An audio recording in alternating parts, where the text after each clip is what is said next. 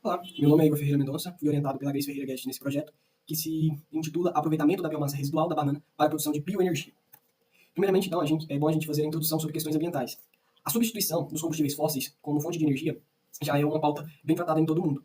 Então, com isso, a biomassa ela surge como uma possível opção de troca para essa problemática energética. Por quê? A biomassa ela é uma matéria biodegradável, matéria orgânica biodegradável, que apresenta celulose, hemicelulose e lignina. E o que são isso?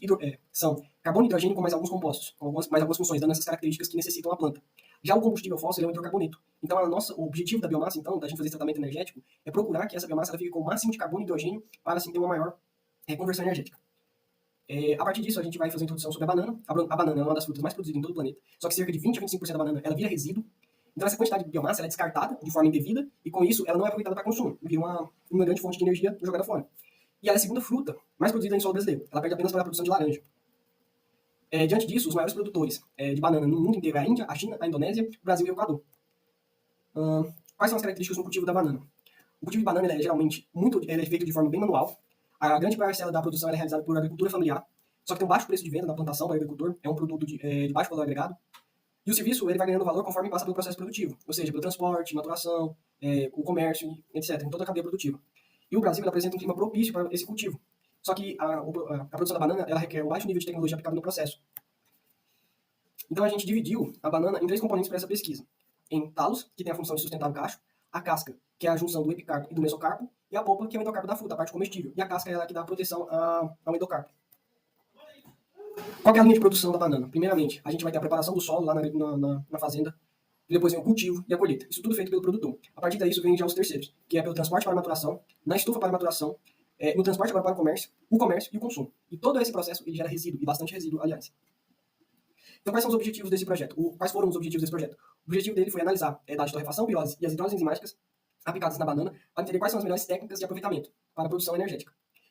Então, e tudo isso teve como propósito de valorizar a cultura da banana, evitar o descarte dessa biomassa e trazer benefícios para os pequenos produtores de regiões isoladas, justamente por causa da falta de energia em determinadas épocas do ano. Então, quais foram as metodologias? No início, a gente tem que fazer uma análise da composição da polpa, do talo e da casca. Depois, no processo intermediário, a gente vai ter que analisar qual é a melhor rota de conversão e, por fim, aplicar os processos e gerar os resultados. Então, para isso, a gente pegou a banana, fez, pela metodologia de Browning e de Kennedy, lignina, celulose e hemicelulose, por técnicas da ABNT e do NREL, análises imediatas e extrativos. A partir disso, a gente conseguiu dados por talo, pela casca e para a polpa, e a gente fez o planejamento experimental para a produção dos resultados das análises termoquímicas de torrefação e pirólise e uma análise biológica através de hidrólise.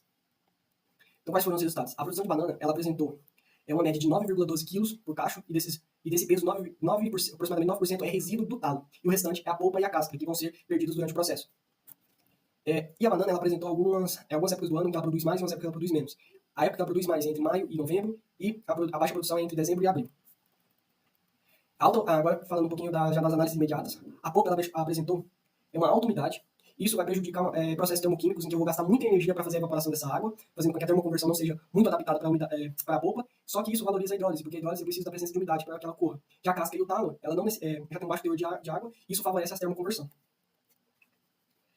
Agora, em questão das estruturas hemicelulose, celulose, lignina e a holocelulose, que é a soma da celulose e da hemicelulose, a polpa apresentou um baixo teor de holocelulose, o que significa que os seus açúcares não são tão complexos, ou seja, que são açúcares fermentensíveis, pentoses e hexoses.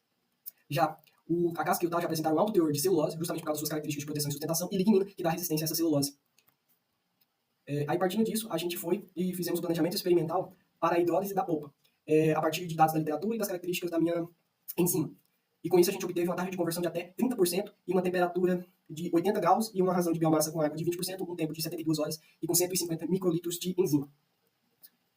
Agora, já para os dados da termoconversão da casca e do talo, a gente obteve que a temperatura ela apresenta uma característica significativa para a perda de massa, enquanto que o tempo já não apresentou uma variável tão significativa, contudo teve suas implicâncias na perda de massa, e aconteceu quase que o mesmo perfil entre a casca e o talo.